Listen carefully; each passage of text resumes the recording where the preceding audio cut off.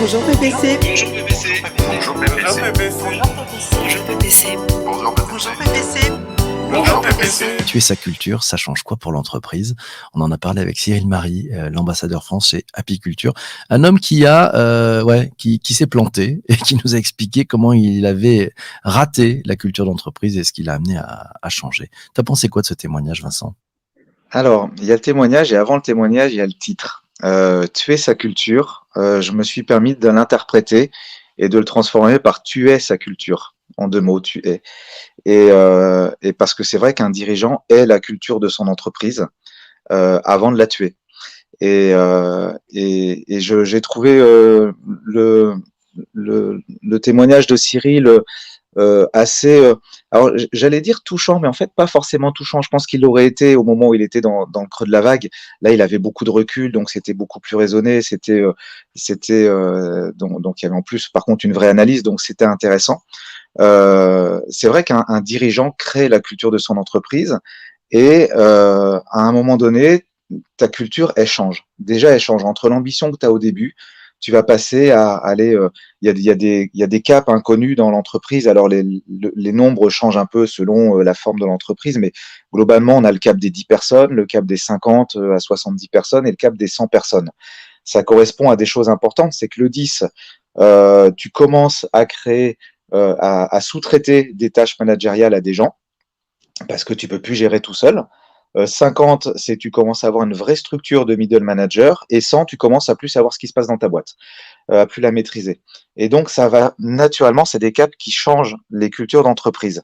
Donc, ce qui est intéressant et le reflet que nous faisait Cyril, c'est que le dirigeant est sa culture d'entreprise, il a ses rêves, ses ambitions, mais malheureusement, ça va changer. Malheureusement, ça va évoluer.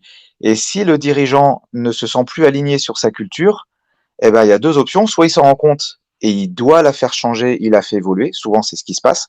Mais il y a un moment où il est plus aligné. Et quand il est plus aligné, alors, t'as appelé ça tuer sa culture, mais évidemment qu'il n'a pas voulu la tuer, sa culture. Il a décidé de vendre son entreprise, mais sa culture a changé et dans son cœur, dans sa tête est morte peut-être. Et il s'est dit, là, je ne suis plus aligné, je ne suis plus l'atout majeur, la carte maîtresse de ma boîte, je suis son maillon faible et il faut que je parte. Et là, je vais te laisser peut-être prendre la main, mais j'ai une autre réflexion sur la réflexion de quand partir. Je t'en parle juste après, mais en tout cas, cette première réflexion, là, d'évolution de la boîte et d'être sa boîte et de se rendre compte qu'on n'est plus sa boîte. Et ça, Ouais, c'est fort. très très fort, hein. C'est ce que nous signale Vanessa, très active ce matin, merci. C'était le témoignage, nous dit-elle, d'une personne qui a su se remettre en question et a osé partager avec nous ses émotions. Elle a trouvé ça assez touchant pour sa part. Moi, j'ai trouvé ça aussi très touchant, très riche, hein, ces partages on partage un fail, ouais, un truc, on s'est planté. Il a dit, moi, je me suis cassé la gueule. Il nous l'a dit, il a osé, c'est bien, et puis il en a tiré parti. J'ai aussi trouvé, avant de te redonner le micro, Vincent, un point qui m'a fait vraiment réfléchir. Il a parlé en disant l'entreprise, il y a des actionnaires. Ok, le patron peut être un actionnaire de son entreprise, et il nous a dit la culture d'entreprise, il faut voir ça comme une copropriété. C'est-à-dire Oui. que nous sommes, les salariés de l'entreprise sont des copropriétaires de cette culture d'entreprise. Et donc, on doit y faire attention. On doit, c'est des parties communes, hein. Il y a des parties communes. Il faut y faire gaffe. On va pas salir le mur de l'entrée. Et ça m'a fait réfléchir aussi parce que dans les entreprises, il y en a qui sont très très forts sur la culture, puis d'autres qui ont tendance un peu à regarder ce qui va pas, à faire du bashing et autres. Et je me suis dit, en fait, ils salissent la copropriété, quoi. Donc, il y a peut-être à revisiter les choses et à leur dire, hey, stop, t'es en train de salir le mur de la copropriété, là. Rentre pas là-dedans, c'est pas la peine. On va le remettre au propre, au contraire. Anne nous signale d'ailleurs que ce témoignage de Cyril avait beaucoup de cran et de courage. Et merci Anne pour noter ceci. Vincent, tu voulais rajouter quelque chose? Ouais, je voulais rajouter, mais juste avant, je reviens sur la copropriété. Tu as raison, j'avais oublié ce point-là. Et sur le coup, quand il a dit ça, j'ai fait un bond en arrière. Je me suis dit, bah non, c'est pas une copropriété. Attends, je suis dirigeant, j'ai mis de l'argent, j'ai mis des efforts, je dors pas la nuit. Enfin, c'est moi qui ai construit ce truc-là. Donc, ils sont locataires, mais ils sont pas copropriétaires. Et puis, 2 minutes après, après cette charge émotionnelle passée où j'ai fait un bond d'1 mètre en arrière, je me suis dit, bah est-ce que ta propriété aurait été la même sans les collaborateurs? Puis je me suis dit, bah non. Alors maintenant, quelle propriété ils ont dans ce truc-là? Parce que forcément, ils sont salariés, ils partiront, Mmh.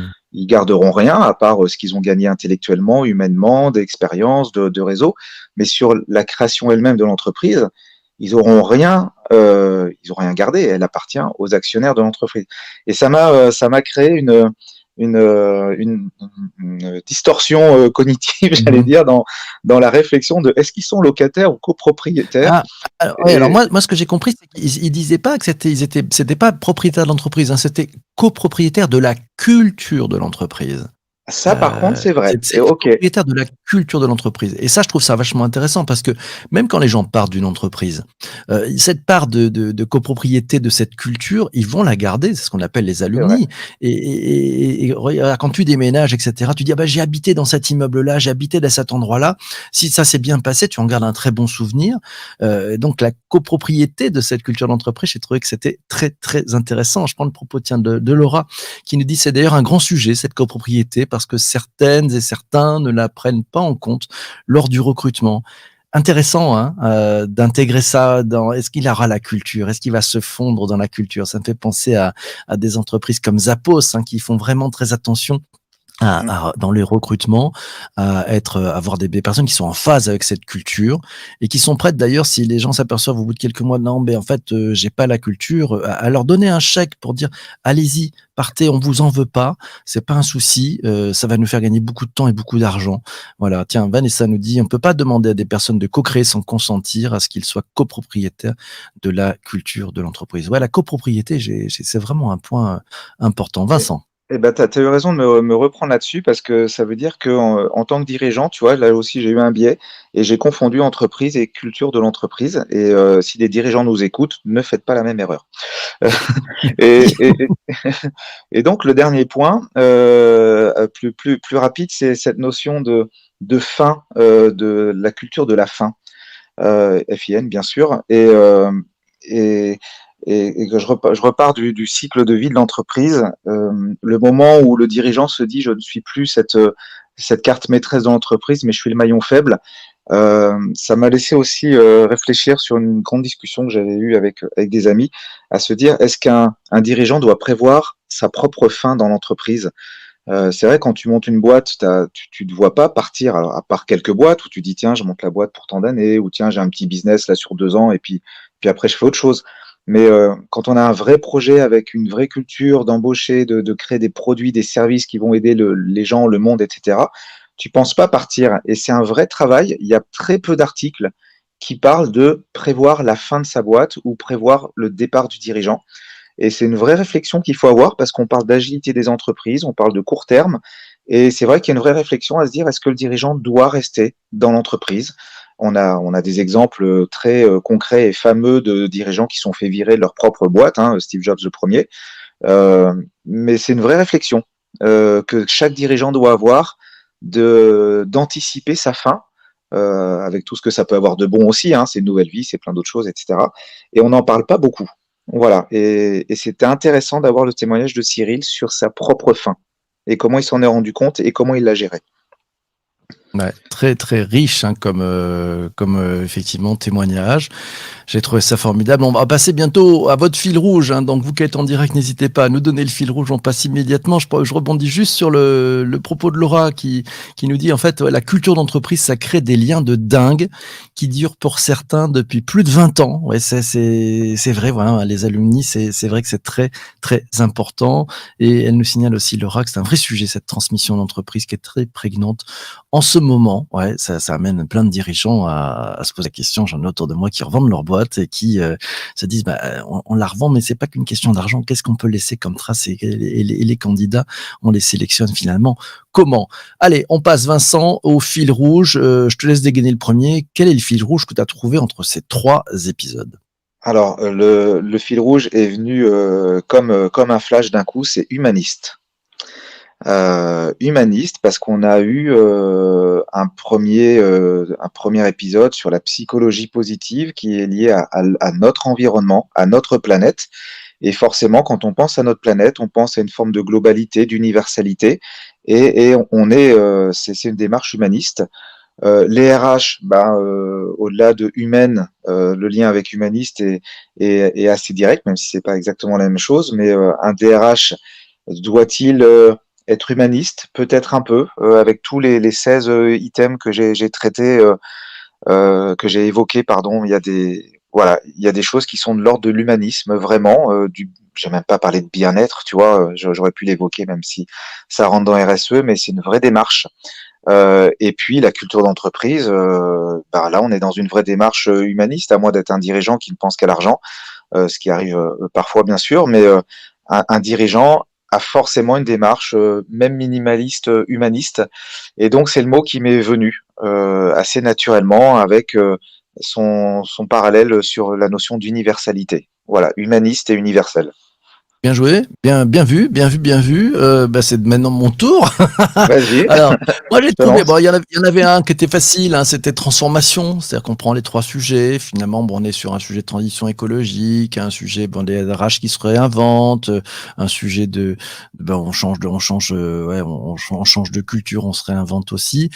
C'est pas plus que de transformation, je pense que c'est plutôt réinvention de mon côté, et c'est de se dire, finalement, ok, la transition écologique, on en parle depuis des années. Comment on peut réinventer le sujet, comment on peut réellement le prendre et trouver finalement l'effet de levier qui fait que ça va changer. Et la psychologie positive en est certainement un et une méthode très intéressante à utiliser. Sur les DRH, oui, ça change, ça bouge. Ils viennent de vivre une énorme transformation et ce n'est que le début.